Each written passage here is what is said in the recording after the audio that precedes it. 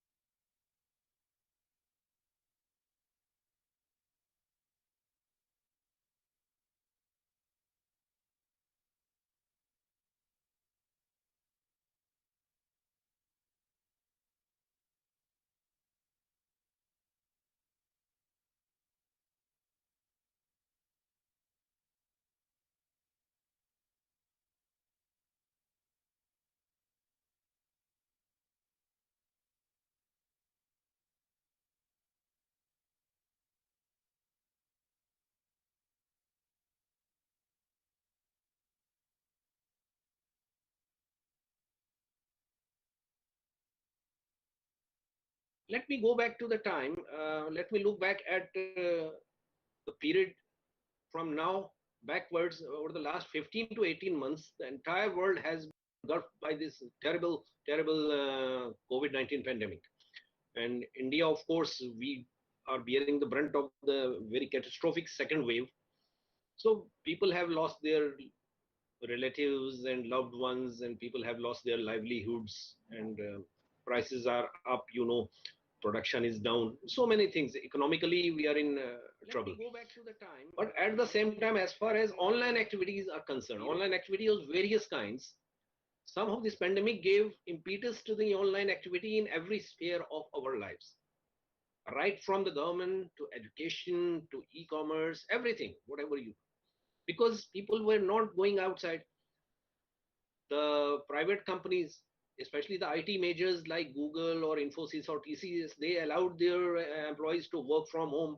Even in government, for a brief period, even we were allowed. Last year, for about 4 weeks, I worked from home. This year too, at the peak of the second wave. So during those periods, online activity increases exponentially. And as you increase the online activity, accordingly and proportionally, the dangers also increase. Now, my point is not that one should stop using the internet. It is just like, to give a very crude analogy, because accidents happen on the roads, it does not mean that I should not take my car or my bike out on the roads and should not enjoy life. It's just that I and others have to follow certain rules laid down by the traffic department. Okay. So if I wear a helmet, if I don't overspeed, if I don't overtake at the wrong turns, if the buses don't overload, certain basic things. So everybody would be safe. Similarly, in the cyberspace, in the online world, by following certain precautions and by deploying certain mechanisms in our day-to-day working, we can prevent danger to ourselves. At least not eliminate altogether, but minimize them to a considerable extent. So web security is called cyber security, and it involves protecting data and information by, first of all, by preventing. So just like a disease, you first of all take precautions to prevent that the disease should not happen. Like in case of COVID, again, we are wearing the masks, washing our hands, maintaining that 2-meter distance. So that's preventing. But God forbid, if something does actually attack your computer or a mobile, some virus comes or something does. So there should be a mechanism for detecting it very quickly. And then third, of course, comes responding to the attacks. So it's just like prevention, diagnosis, and taking the medicine. Almost everything relies on computers and internet nowadays, from our banking, from our online classes, from e-commerce, online shopping, government.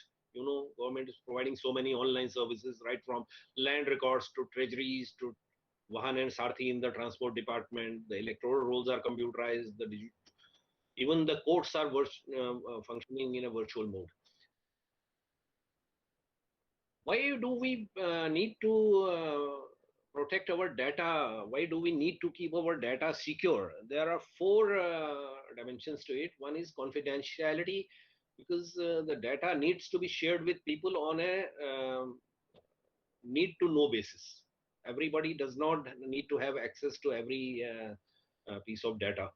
Second is that it should be available. When I say available, I am specifically referring to the services to the common citizens or other stakeholders. For example, if there is CBSE result coming out today for 12th class or 10th class, say, of course this year they have cancelled the exam, but I'm talking about in a general scenario, and so many hits suddenly come on the server. So the service should remain available. In the past, we have seen sometimes the servers get overwhelmed and the service stops for a while. So that's what I mean by availability, that it should remain available. The data and the information should remain available to those who need it. Third is integrity, that the data should not get corrupted. It should not be injected by something else. And non-repudiation, that non-repudiation means sometimes the information travels from a sender to a receiver through information communication channels. So there should be a mechanism to ensure that what is being sent is actually what is being received. And that we do by means of digital signing and e-signing and other mechanisms. Moving further, what are the categories where this security is involved? One is network security. The entire network has to be kept secure by deploying various tools and techniques. The application security. Application means the application software. The data and the information security. That means the servers on which database is stored need to be kept secure. Then the operational security. The work methodologies have to be in line with the security mechanism put in place by the government. In our country, there is an agency called CERT-IN, Central Emergency Response Team of Government of India, and they take care of this. They are the nodal agency for taking care of all the incidences. For example, there might be some news about a credit card data being hacked or something like that. So CERT-IN is the agency which takes care of all these things. They provide the solutions to overcome those things. Disaster recovery and business continuity. Now, let me tell you one thing briefly, that wherever a data center exists, it's always a good practice to have a disaster recovery center. For example, the India's national data center, the biggest one, is in Shastri Park, New Delhi, and it's called the national cloud is called Meghraj. But its disaster recovery is in Hyderabad. Why? Because Hyderabad falls in a low seismic zone, whereas Delhi is very vulnerable to earthquakes. God forbid, the seismologists predict that a big earthquake is expected anytime. You can't predict the exact date and time, but it is very vulnerable. That is why they have kept the disaster recovery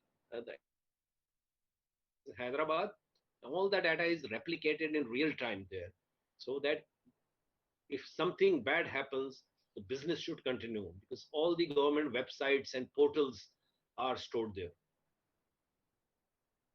And of course, end user education is very important, something that we are doing even today. The threats countered by cybersecurity are threefold. Cybercrime includes single actors or groups targeting systems for financial gain or to cause disruption. Cyber attack often involve politically motivated information gathering. Cyber terrorism is intended to undermine electronic systems to cause panic or fear. So that means cyber attacks can be done by terrorists, or it can be done by your enemy country, or it could be simply thugs or criminals who may be doing it for financial gains. Any type of systems that uses electronic or information technology is vulnerable to some sort of cyber threat. And that includes your email and cell phones, your car engine systems, aeroplane navigation systems, your medical records and equipment, your online stores, credit cards, digital cables, and even MP3. Who is vulnerable? Financial institutions, banks, because they deal in money. The flow of money is there, the virtual money. So they are very vulnerable. Internet service providers like Airtel, BSNL, Reliance Jio, and so on. Pharmaceutical companies, because in their databases there are formulas for medicines, and those may be prone to hacking and stealing by their competitors, first of all. Government and defense agencies. We have the servers in, say, ISRO or DRDO. So there is very highly sensitive data. Even in defense ministry, there is very sensitive data about our missiles and nuclear bombs and so on and so forth. And then, likewise, there is judiciary. Many decisions of the judiciary or many case laws, they are in servers, so in many places. So they are prone to hacking. People are after them for various due to various motives. Contractors to various government agencies. There are, contractors execute projects of national and state level importance, like dams and bridges and highways. So there is a lot of data pertaining to those projects, which does not need to be available to all and sundry. But not only the competitors, but various unscrupulous elements may be after that data.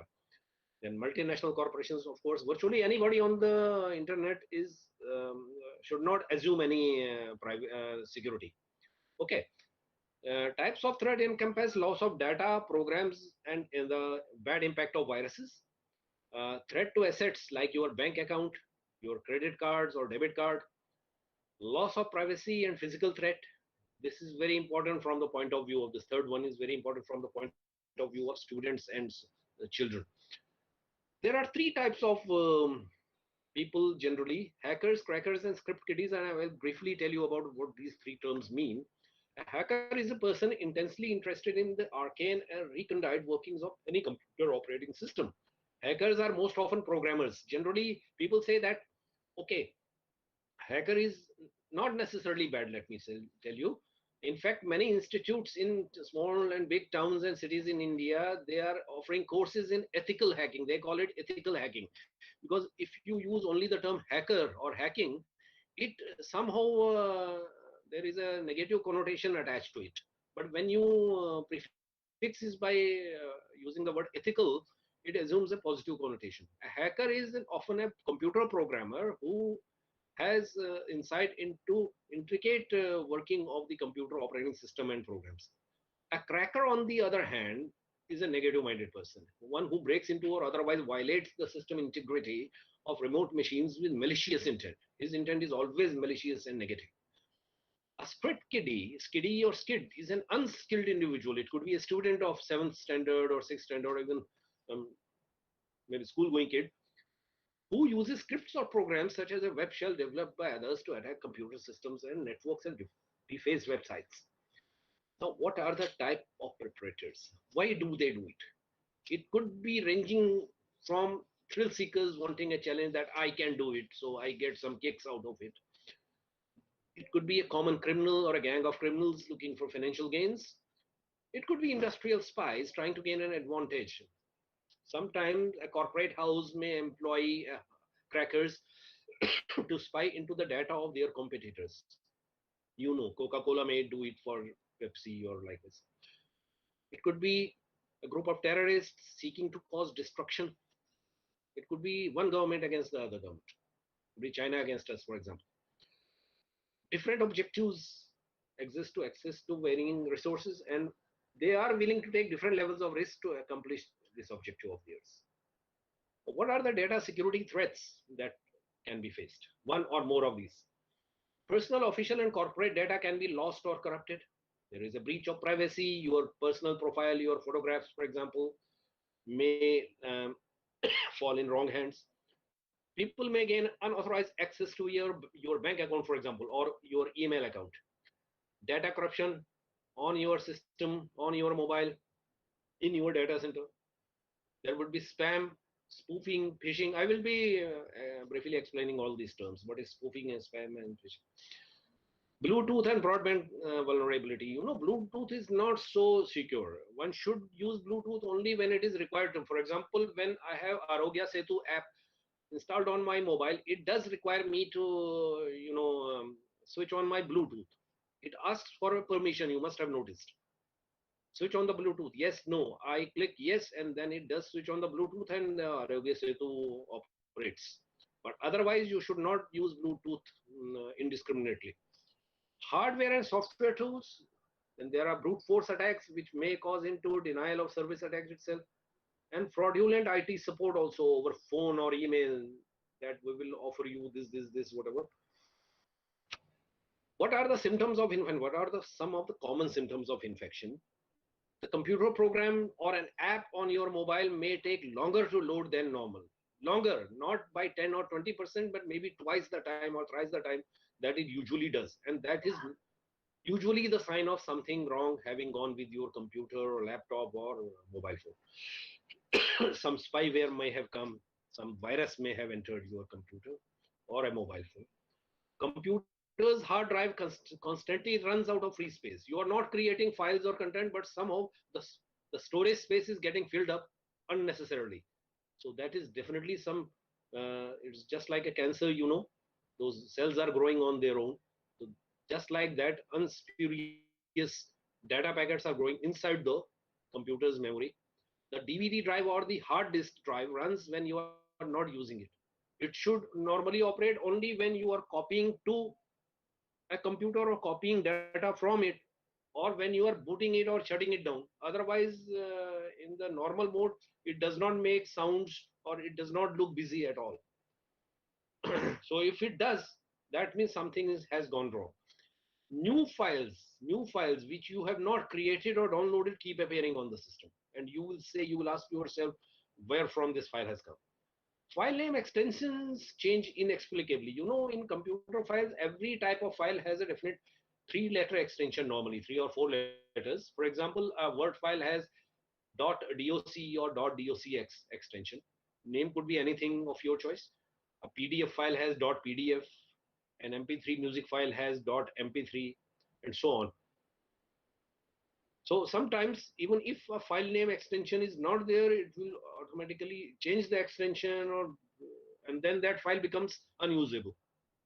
The music will not play, the Word file will not open, the PDF file will show as if it has gone corrupted. It will not open the Acrobat Reader. So what are the attack methodologies? Starting with computer virus. What is a virus? A virus itself is a small program that sneaks into a computer. It is written by some computer program with the intent of causing damage. So it is a small computer program. And what is a program? A program is a set of computer instructions that are written using some specific computer language. Earlier in the days of your 20, 30 years ago, there used to be other languages like Fox Plus or Fortran or COBOL or whatever. And now we have other languages like Python is there. So it's a small program that sneaks into a computer, usually performs some devious tasks and then replicates and spreads to other computers. And that's why it's called a virus. It replicates and spreads to other computers, those which are connected on a network. A standalone computer, which is not on the internet, cannot spread virus to other computers on the network unless and until it gets itself connected onto that network. However, there is another mechanism by which a virus can spread, and that is through pen drives. And you know, nowadays we hardly use any discs, but a few years ago only we were using CDs and DVDs. So those were also a source of spreading virus. From you take out the infected file from one, maybe unwittingly, you are not aware, and you copy those files, maybe as a movie or a collection of songs, or could be a project report, into another computer. And if it is infected, then the infection gets spread to the target computer also. It is not activated until executed, because it is a program. In computer language, you execute a program, you run the program, and then something happens, it gives some kind of result. So that virus sometimes remains inactive, dormant inside a computer, and when it is executed by a command by the user of the computer, or there may be, just like a time bomb has a time attached to it, sometimes a virus has a time of execution written in its code itself, and it will get activated, let us say, on 31st December 12 midnight. Let me suggest by example. It cannot physically damage the computer. Physically damage means it will not burn the circuitry or the wires of the computer. There won't be any explosion of any kind, but it does damage the memory part. It does damage the operating system. It does damage the data and the information. How a virus spreads: from infected downloaded stuff, from infected and copied files, from an infected disk, and from infected email attachments. About email, I will deliberate further. Email-borne viruses are malicious programs which are attached with the emails that are inflicted upon the target computer or computer system. So be always careful. Many of us are, almost all of us are using email, and most of us have accounts on the Google Mail. Though Google is an IT giant and they have deployed state-of-the-art prevention tools and techniques for eliminating or reducing the threat of viruses and such things, but still it's the responsibility of every user to take care at their end also. So never open an email which looks to be as if it has come from some suspicious user, and never click on a hyperlink within the body of the email unless you are sure that it has come from a trusted source. Denial of service, I have already mentioned, like when I mentioned the CBSE results. Email spoofing, creation of email messages with a forged sender address. I don't know how many of you have received emails like you have won 600,000 pounds, British pounds, and you need to click here and provide some information about yourself, your name, address, parentage, age, etc. And then when you send, some people sent that email, the next email came from some other address. Now you need to give me your bank account number and Aadhaar number and so on. And then when the unwitting person, the The innocent person provides that information. The third response comes from a third email address. So this is how people, deceive the innocent people. These malicious. A Trojan horse is also a kind of virus. It's a malicious computer program which misrepresents it to appear useful, routine, or interesting in order to persuade a victim to install it. I don't know how many of you have seen the film Troy or read about the Greek, epic Odyssey, in which they have shown a wooden horse in which the army of Greeks comes to destroy Troy. And they are hiding in that horse. And in the night, the soldiers come out and they attack the city of Troy and burn it down to ashes. Similarly, a Trojan horse is a computer program which appears to be something but is actually malicious. It could be, now you will say, how will I identify it? It could be in the form of a free screensaver, for example. And you will download it, that it's looking to be a very good screensaver with butterflies flying in front of a waterfall or something. You will download it, it could be a Trojan horse. Malicious code, any code in part of any software system or script that is intended to cause undesired effects, security breaches, or damages to a system. Phishing. Now, phishing has various dimensions. Spear phishing contains fraudulent emails to an organization's employees. Fraudulent emails. It could be anything, promise of a prize or something, a membership of some elite club, anything. Smishing is same thing but sent via text messages, SMS. You will receive an SMS that your credit card has been approved, or maybe so much of money has been credited, is ready to be credited into your bank account. Please give your bank account and so on and PIN and so. That is why you keep on receiving SMS from your actual bank or insurance companies also, that we don't ask for such information. The genuine people, the genuine bank or the insurance company or whatever who deal in financial transactions don't ask you for your actual bank account number or PIN or OTP. Never, they never do that. Instead of that, what they do, when you receive a phone call from, say you are using a credit card from SBI or any other bank, when you receive a phone call regarding any issue, in order to identify you, they will ask you certain personal questions like which you have already entered while creating your online profile. For example, it could be your mother's maiden name or your date of birth, but never the PIN or OTP or CVV of your card. That's not done. If somebody asks you that, please rest assured that it is coming from a fraudulent source.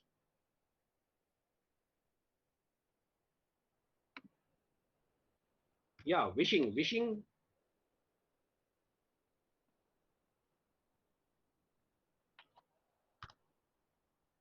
So this is an example of, eBay was an online e-commerce site.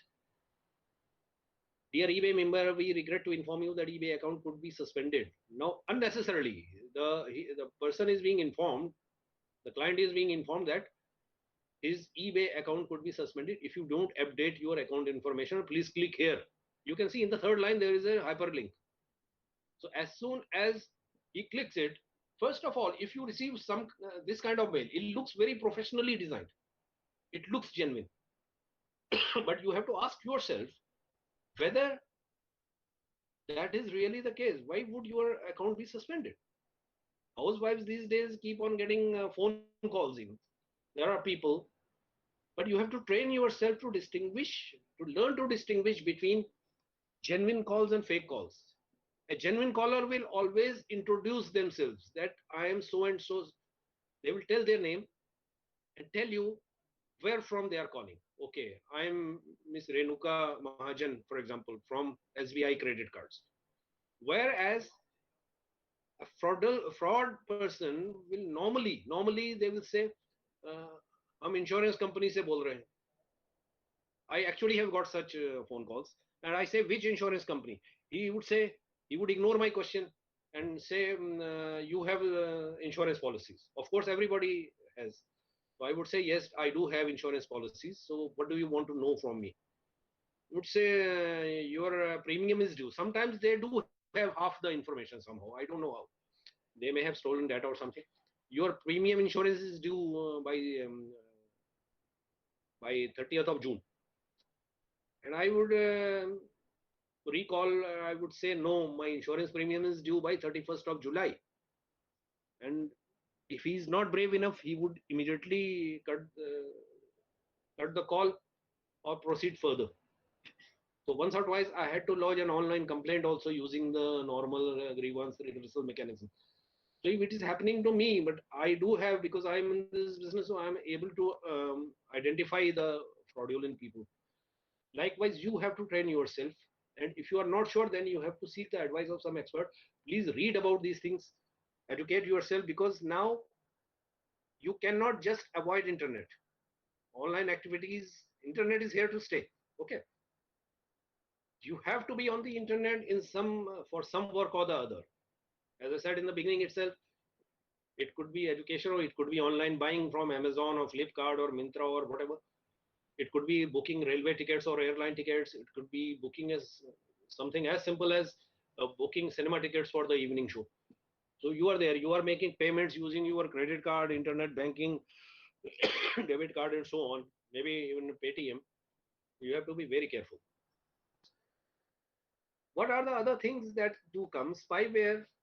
Spyware is a piece of software code which enters your computer and spies on the activities and data of your. Ransomware is, on the other hand, a few years ago there was this big scandal where many people's computers were hacked and they were asked to pay up some money, very obscene sums of money, so that their servers could be freed. So that's called ransomware. It takes control of the data. It jams, jams the computer systems. Then adware through advertisements. SQL injection is it's a technical term. SQL server is actually SQL is structured query language. It's a language in which the programs are written, and one could simply trace some vulnerability in that and inject malicious code using that. Phishing, I have already told you, man in the middle attack and denial of service attack, I have explained.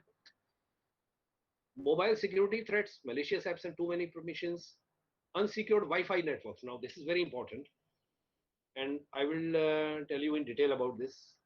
And there are physical threats also. Botnets. What botnets are? Botnets are programs which, many times you go to a website, and apart from user login and password, it asks you to enter a captcha. A captcha, some sequence of letters or alphabets is shown at the bottom, and the system asks you to enter exactly as it is. So only a human being would be able to understand what it is. It's normally shown in a distorted form. It could be 5 or 6 alphabets and numerals. But botnets, what they do, they override if the captcha is not there. Botnets is a program which generates, say, hundreds of thousands of millions of requests in a few minutes and jams the computer. It could be, for example, election results or CBSE results, and a botnet somewhere would enter the network. It will generate, say, within 5 minutes, 1 million requests. So when 1 million requests for results hit the server, the server gets overwhelmed, the entire service will stop. And that is why computer program nowadays write programs in a way that only the human beings will be able to use those by entering captcha and so on. So that is called multi-factor authentication. Only password is no longer enough. Mobile security threats, not using antivirus, unsecured or torrent website. Now this is a disease, I would say a very bad habit that young people are especially prone to. They do download movies from torrent websites without any consideration of whether those are safe or not. The movie itself may be very enjoyable, but the site which stores it may contain something else also, which may come free, ek ke saath ek free, as they say. So you may be downloading a movie and some malicious code may also accompany it without you knowing about that. Selling old devices without wiping the data. Many of us do dispose of our old laptops or desktops or mobiles. We should make sure that we wipe out the entire data from the disks and the storages of those devices. When answering a suspicious phone call, I think I have already told you about this. Oh, you ask questions. Don't get frightened. Don't get overwhelmed. People will say anything. There are ads on the TV. You know, there is an ad by Airtel which was running. I think these days also. When a senior citizen receives a phone call, Uncle Ji, you have 93,000 rupees which are ready to be transferred to your account. Please tell me about this. But the old man is intelligent enough to frustrate the designs of those con people. You should not store sensitive data on the phone. Now here I would stop for, I will tell you about this, how you should store data. You should always keep a backup of your data. Data could be anything, your documents, your could be anything, your contact list, your photographs and videos. You should always invest in a good quality hard disk. You should keep that. And hard disk is of course unconnected to the internet or anything. So in case, even if you lose, and you should take frequent backups. If not, depending on the type of business, type of job you are in, if the data amount of data generated is very high, I usually take my entire backup, every incremental backup, of course, every 2 to 3 months.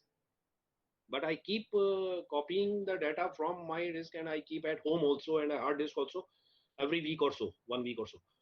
So that's very important. So where do we keep other than hard disk? There are two places. Let me tell you about them. One is the digilocker.gov.in. Digilocker, digilocker.gov.in. This is a digital locker under the control of the Ministry of Electronics and IT, Government of India. You can open an account on this digilocker.gov.in, open it in the browser, open an account using your Aadhaar number. And the Aadhaar number should be attached with your mobile number, with the SIM number which you are usually using, because the OTPs would be coming whenever you are using it. And you can push your document, you can scan your documents like your property papers or your policies or your maybe fixed deposit receipts or whatever, your university and college college degrees, your mark sheets, you name it. Anything of importance you can scan in high color, in true color, properly in high resolution, and store there in your DigiLocker account. Second, of course, there is of course Oppo Cloud also, or very famous one is Google Drive. But then it is in private hands, so I cannot really guarantee you anything. As far as security threat is concerned, it is minimal. But being private, as far as I am concerned, I trust the government more than I would trust a private entity. And then, of course, there is the danger of scamming and hacking by social media connections. One of my colleagues, he's a scientist D in my organization, sits in the same office. He received a call from a hacked account of one of his friends. And he asked him to deposit 20,000 rupees in such and such bank account, in IFSC and all these SWIFT code. And he deposited. Then next day he said again that my mother is admitted and some more expenses are involved. Please deposit 10,000 more. So he did. But then later on, after that, he got suspicious. So he reported that matter and came to know that that friend's account, he spoke to that friend on phone and he said, no, I have not made any such request. In fact, my Facebook account has been hacked by someone. And it was hacked by a young girl, a young lady in Assam. Whereas the social media account holder lived in Jammu. So you can well imagine the kind of things that are happening. Now we come to, as I said, the second part of it. We are slightly behind schedule, so I will quickly go through the security measures that are there. First of all, safety at home. These days we are using the the FTTH, what is usually called the Wi-Fi, the home Wi-Fi or fiber connectivity at home from one of the service providers. You please use sophisticated passwords. Don't use your wife's name or spouse name, or your child's name. Keep I will explain what the password policy should be. Use sophisticated passwords. I mean, it should be difficult to guess, but easily rememberable by you. change the default Wi-Fi admin username and password. When you install the FTTH, some kind of default password is provided by the vendor. So you should get it changed once you start using it. Put the password of your choice. Use the latest Wi-Fi encryption methodology. Now, you may not be able to do it yourself. You have to seek the help of some expert in this. But please go through this. If you want, madam, I can share this presentation with you. And okay, encrypt the Wi-Fi router admin pages. Update the Wi-Fi router firmware frequently. Consider locking down MAC addresses. So this is a slightly technical slide. Train users not to auto-connect. Auto-connect, every time they should be asked to type in the username and ID for using the Wi-Fi. Normally, we are lazy people, so we find it very convenient to auto-connect. We just switch on that tab on the mobile phone, and as soon as it connects, it auto-connects to the Wi-Fi. So that's not really safe. But at least even if the family members are doing it, please use a password so that anybody passing by in the back street does not access your Wi-Fi connection, because they may upload or download anything unwanted and you may be in trouble in later on. Use always on secure socket layer. Now, password policy, which I mentioned, create passwords which should be longer than 8 characters. It should be at least 8 characters. Use special characters like symbols. You may use a combination of lowercase letters, uppercase letters, digits, and at least one special case. So, for example, it could be even if you are using, let me say my surname is Khan. So, I could use Khan with a capital K, Khan @ or I could be using the ampersand, and maybe instead of 1, 2, 3, I would say 2021. So this contains uppercase letters, lowercase letters, a special character in the form of ampersand, and numerals. This is a strong password. Use special characters like symbols, both lowercase. Don't use name as your password. Don't use the name of your spouse or child or girlfriend, boyfriend, or your company name or your pet name. Don't use a dictionary word. Generally, people who don't know about these dangers, they would use password as Delhi 123 or Jammu 999. That's not done. It will not save. Change your password frequently. Some of the agencies do enforce a change of password now and then. For example, I have a bank account in Jammu and Kashmir Bank Limited here. It enforces me to change my bank account every 3 months. Never use the same password everywhere. So you must be having different passwords for different things. If you are using internet banking, the password there should not be same which you are using for your email account.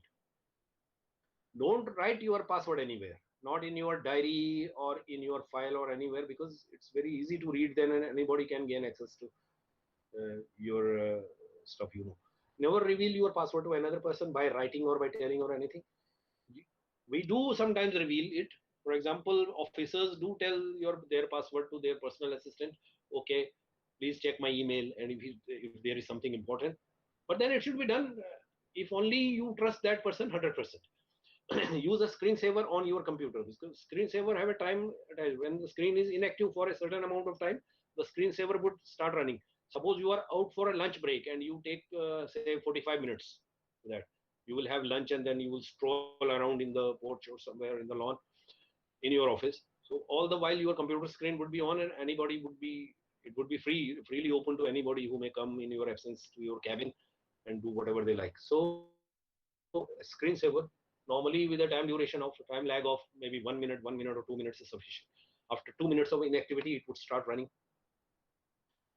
Beware of personal or obscure website. Beware of viruses. Set the security level of internet zone to medium or higher. These are all settings in the browser. Use the tools available in the browser to block cookies from being used and delete them. So cookies are basically kind of digital footprints, which keep track of your online activity, and they may trace you what you are doing on the computer system. When using someone else's computer, turn off the cookies or delete them when done. Just a thought occurs to me at the moment, which I need to tell you. Never do a financial transaction from a computer which you don't trust. A computer or a mobile. For example, a cyber cafe or another office or somebody's home. You don't know, it could be virus infected, or it could be there could be a spyware there. So please don't do any financial transactions from any digital device about which you are not sure. Use content advisor in the browser, spend time surfing with your children, get to know your children's online friends and activities. This is very important. Instruct your children never to reveal personal information. You know, over the years, when I started using Facebook 10 or 11 years ago, I was very fond of posting my vacation photographs and videos. But now I have stopped, because when I came to know about the dangers involved, I just stopped. I removed the already posted photographs, most of those. People are just, they would say, okay, thumbs up sign or something that, okay, it's really good. But one among those might be having different intentions. They may spook, they may Photoshop the picture of somebody's wife or sister. You know, these things do happen. It's better not to do that. Keep an eye on the social media activities of your children. WhatsApp, Twitter, Instagram, Facebook, so on. You should be aware of that. Set a strong password, tape a recovery number to the mobile, set up emergency contacts. Now, this is mobile phone safety for kids. Set up remote lock Wi-Fi features, install security software on this, and turn off geotagging. Sometimes geomapping is required by some application, and it asks for your permission, access to your camera, access to your contact list, access that it should track you where you are moving. But every time ask yourself whether it is necessary to grant those permissions.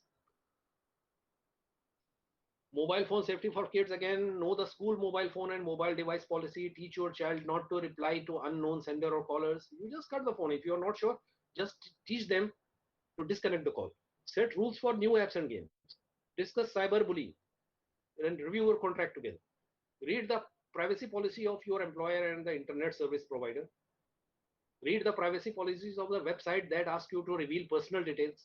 Avoid privacy policy means there should be a declaration from those websites. For example, if some websites, they are asking me for my name and date of birth or address or something, my mobile number or something, there should be a declaration, a clear declaration from them that it will not be shared by a third party without my consent. Avoid filling out registration forms as far as extent possible. Keep your passwords to yourself and delete temporary internet files every now and then. Clear the history folder on your mobile and desktop. Clear the autocomplete list. People find it's very convenient that you are typing something, but many times it also stores the passwords which we have typed. So many times you may have, suppose you do an online transaction, you make a payment using your 16-digit credit card, and the system will offer you that for future transaction, let me remember this card. Choose not to allow them to remember that. It does not take much effort to fill in the information every time. Clear the documents menu, disable cookies, delete unnecessary links. Change your alias and email address. Don't reveal personal information. Now, this is tips for safe chatting. Safe chatting on the Facebook again. If concerned about bad manners, participate only in the moderated chats. A highly technical user can trace messages back to your computer. Now, spam is something about which many of us fall victim every now and then. You may get unwanted emails, some Ponzi scheme or something, some chain, from friends and acquaintances, from online businesses, from dedicated spammers. It could be a chain letter, bulk email, business opportunities that you join this business, you will earn 50,000 rupees per month. There would be stock offerings, health products and remedies of dubious nature, vacation price promotions, pornography, or illegally pirated software.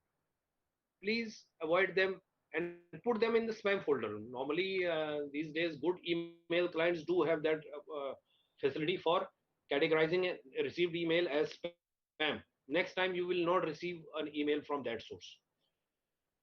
Do not reply to a spam email. Do not reveal your email ID to websites. Use simple email address and keep it private. Use email filters. Forward the email to the abuse box or spam box.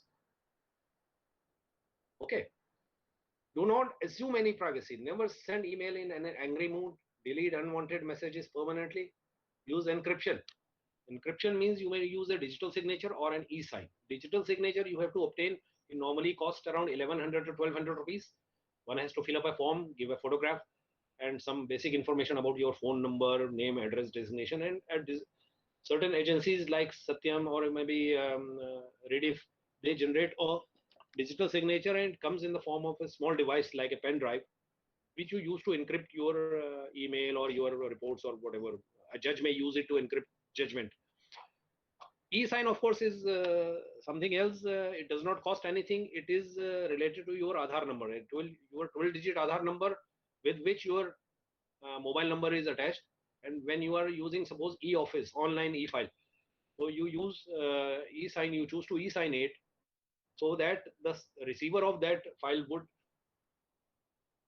be ensured that he would be sure that the file has or the email has indeed come from you. So you use the encryption using e-sign, you type in the 12-digit Aadhaar number, then click there, you receive the OTP, normally a 6-digit OTP on your mobile number, feed that, click submit, and that document, it could be an email, it could be an electronic file, that gets encrypted with your e-sign. Do not open suspicious looking email attachments. Generally, the viruses do come as email attachments in the form of .zip file, compressed file.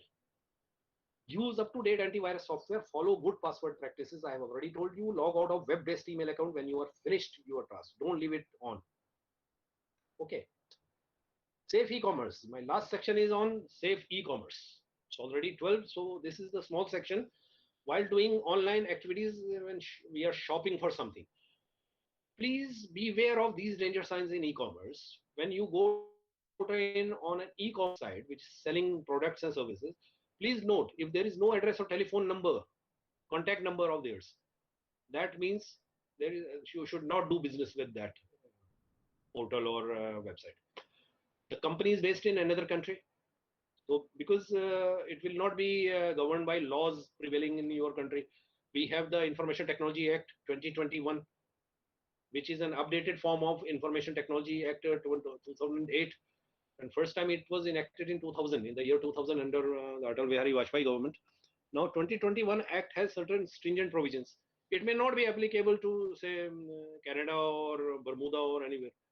So if you are buying something, some stuff from a company, a website, a company whose website is you are accessing, and that company is based somewhere in Europe or Africa, then definitely they will not be governed by the law prevalent in your country. So please beware. Please don't do business unless it is being done by a company about which they are sure I mean, you should be fully aware of the risks involved. The website does not use encryption or credit card for credit card transactions. That is explicitly written in genuine websites, that the credit card number or the CVV will not be transmitted over the internet as it is. For example, if your 3-digit CVV is say 257, it will not be transmitted as it is. It will be encrypted in a genuine transaction.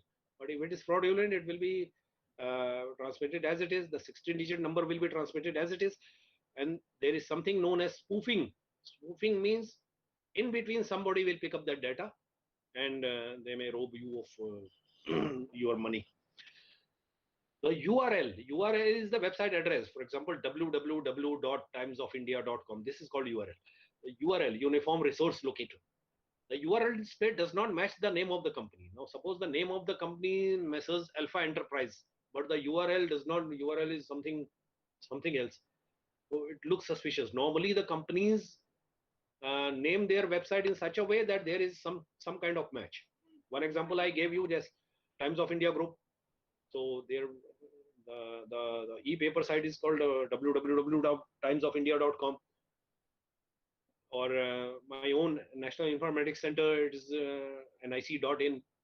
Okay, so that you should look for. The website asks you to email your credit card number or other information like PIN or password. Now, this is of course not done. I have already told you. Numbers, pins, passwords are not asked for in an email or SMS or even on telephone call.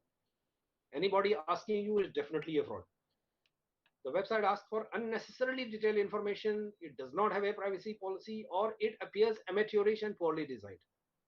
How to distinguish between a poorly designed website from a properly designed one. That you have to do by looking at various websites. Please visit the websites of various e-commerce sites, the genuine ones, and the government websites also, and large companies. And then you can learn to distinguish between these two. Okay, safe online shopping. Understand the company's refund and return policy. I'm telling you because housewives and students, all of us do shopping of some kind or the other. Understand the shipping costs, whether it is free or it is excluded from the product cost. Pay by credit card and not by debit card, cash, check, or money. Because when you pay by debit card, the money gets debited from your bank account immediately, and the redressal of your complaint in case of any fraud is slightly problematic.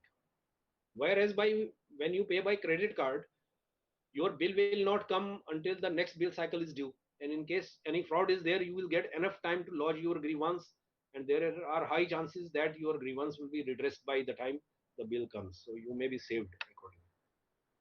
That allows you for that safety cushion. Looking for HTTPS. HTTPS stands for Hypertext Transmission Protocol Secure. S stands for Secure Socket Layer. Now, when HTTPS is there in the website address and a small lock picture alongside, you know it is an additional guarantee that that website is secure. It has deployed secure socket layer technology, and the session between you and the website would be secure, comparatively secure. After ordering, print out your ordering form. After finishing, close your web browser. Data security virtual, role-based access, password, PIN, encryption, SSL, virtual private network. Now, VPN is usually used when, okay, let me give you an example. There are many applications and databases and many projects are running of the government which are available only within the NIC network, NICNet. It's a pan-India network, but it is available only up to the district level. Now, suppose I deploy a project of land records computerization up to the Tehsil level, Taluka level. And somebody, some Tehsildar sitting in the Taluka office does not have NICNet. Then how will they access that software? They will have to apply for virtual private network account. It's again nothing. They have to fill up a form and they get a user account and password. They go to that website, feed that those login credentials, and then they gain access to.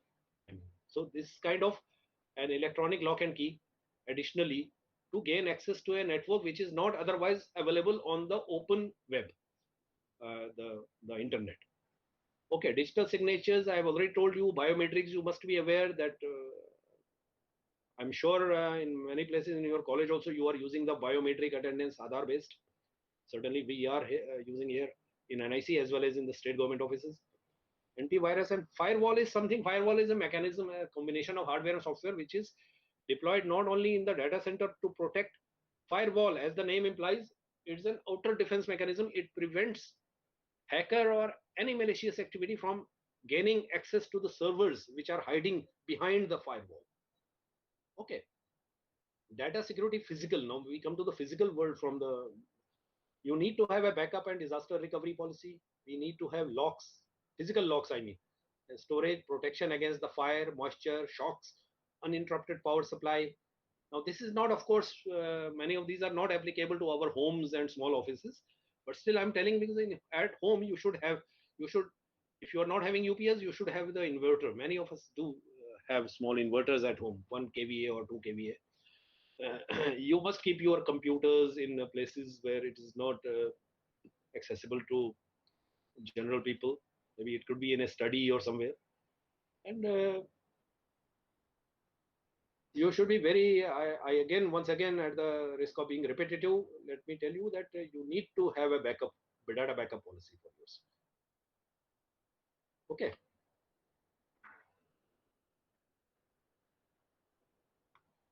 So how you avoid virus? Antivirus, keep scanning software. You may spend some money and buy antivirus software from Norton or Kaspersky or any other. Well, back up your important files. Disable macros in Excel. Many of us you do use MS Excel. So macros should be disabled unless absolutely necessary. Those of you who use Excel will understand what I am saying. use firewalls if necessary. And finally, I come to cryptography and encryption. So digital signature, secure socket layer, I have already told, and e-sign is now being used. So this is my email and my phone number. You may note it down. I would be very happy. Normally, I do respond to every email that I receive. And this is my phone number. You can text me if you have any query even after this. Please note it down.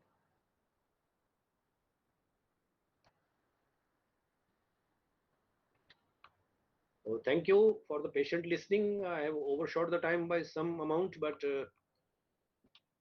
I would be happy to receive any questions if you have any.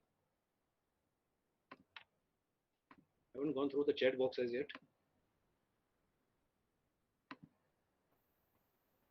The participants can now ask questions.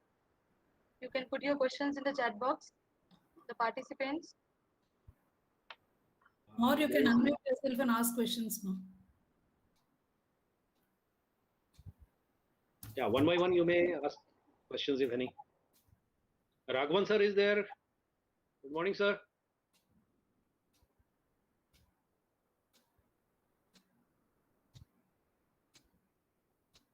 Any questions? Yes, sir. I'm Srinivasan. How are you? I'm fine. How are you, sir? Raghavan Srinivasan. Fine, fine, sir. Your nice presentation, sir. Thank you, sir. Unlearn, relearn, learn. It's an ongoing process. Basically, every time it's just like diseases and medicines. Yes, yes, yes. Even the antivirus software I was referring to, which you can purchase from market or download from by paying some amount. You know, they normally come with, they declare that we have, say, let's say 4,000 virus definitions are there. So Yes. that means a collection of certain 4,000 viruses can be tackled by using that piece of antivirus. Yes, yes, yes. Next month, you may see some new disease, some new viruses come into the market. So Yeah. it's an ongoing Yes, battle. yes. It's just like police and terrorists, you know. Yes, yes, yes, yes. Which is the need of our security. Of course, sir. Security threat all over the world. There is a security threat Yes, because of online banking, online insurance, everything online going on. everything is online. Everything is online. So the people who are converting into the business, they want to earn more. The shorter period, frauds are Yes. going on. And moreover, what is important, two things are very attention worthy. One is the financial transactions about which I was talking, because you are actually changing money. Money is changing hands virtually. Yes. Yes, yes, yes. If I talk about myself, I'm paying my mobile bill accounts or even the fiber connectivity which I'm connecting with you right now, or my electricity or water tax. Yes. I'm doing all that using the my credit card or internet banking. Yes. Similarly, our salary, salary is coming through that only, salary or other payments which are given by the office. And second is second aspect apart from this financial transaction is that children are using it in a big way. Yes, yes. Not just for e-classes, but for fun activities also, or for making, maybe they may be using internet for downloading material for their projects. Yes, yes, yes. Or they may be investing in some social media activities, they may be with friends on the Facebook or something. So therein lies the danger. Yeah. We need to be aware. Yes, yes.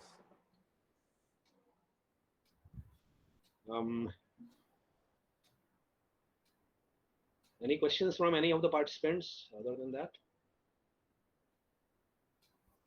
Any specific question? Or you may even email me if something later comes to your mind.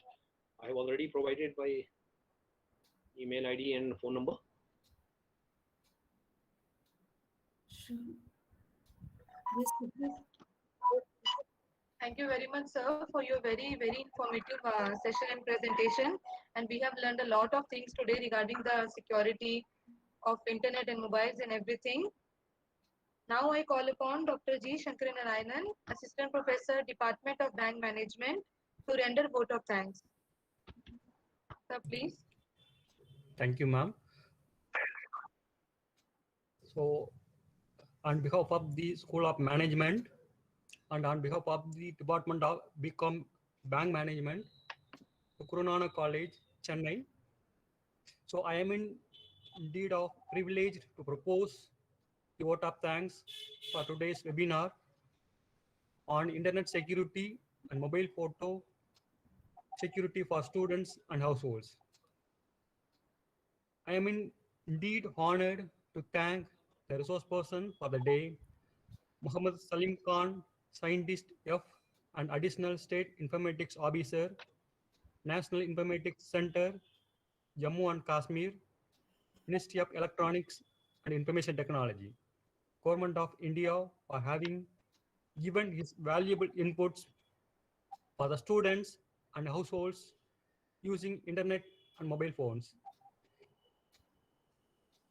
So taking off time off his very busy schedule and giving a deeper insight into the security system and operations concerned with it. Thank you, sir. I would extend my heartfelt thanks to the management. Thank you. It has been a pleasure for me. Yes, sir. And Secretary, sir, Mr. Manjit Singh Noyer, Principal, sir, Dr. M.G. Raghunathan, Vice Principal, ma'am, Dr. N.C. Rajasri, and Dean Management Studies, Dr. M.K. Sakila of Guru Nanak College for motivating us and extending their full support in organizing this program. I express my sincere gratitude to the faculties and the students of Guru Nanak College and all the professors and well-wishers of other institutions and households for their active participation in the program. I would wish to place on record my sincere appreciation to Sandoz, Varsha, and Hemant of second BCom Bank Management, not only the 3 students and all the third year and first year students for ably assisting us in the designing of the invitations, certificate, and feedback form for this program. Last but not least, I thank our presiding deity Guru Nanak Devji for showering his bountiful blessings on us and enabling us in the smooth execution of the program. Thank you, one and all. Hope you had a great learning time. Thank you, sir. Thank you, sir. So thank you very much. It was really wonderful. As you said initially, you saw to it that there was no technical jargons, that much of technical jargons for us to understand, because all of us are new to system and computer. We are learning day in, day out. As you've been telling, it keeps changing and the virus is coming another, taking different forms to start attacking us. We have to learn ways and means, daily devising ways and means to tackle it, manage it, or overcome it, however you call it. It was really a wonderful webinar. I have to thank Maitri for arranging this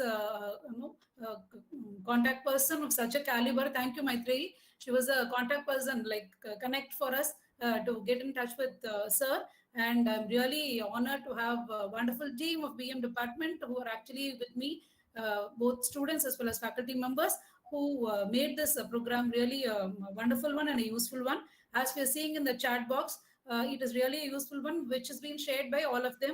So the questions have not been asked because sir has in detail explained everything. And he was so simple, as he told, that even a normal person who does not know system will be able to understand. Thank you so much for your wonderful input, sir. As you've given your email, in case of any doubts or queries, we will definitely be in touch with you, sir. Thank you so much, sir. My pleasure, ma'am. Thank you. Thank you, sir. all. Thanks a lot. Have a good day. Thank you, sir. Thank you. Feedback link is posted in the chat. Sudeep, kindly check whether that is a feedback ma'am. link. I think it looks like a register. Can Yes, you ma'am. post the link? Yes, ma'am.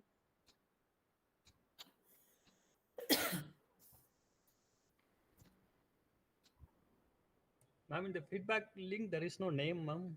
Name of the participants not given, I think. 1 minute. Can you post the correct link, Sudeep, please? Yes, now. Can you please check now, sir? Yes, ma'am. Wait, ma'am.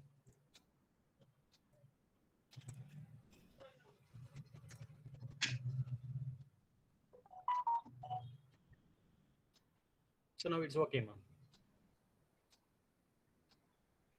We have posted link in both, ma'am. YouTube as well as All right. in me. Okay, participants kindly fill the feedback form for availing your e-certificates.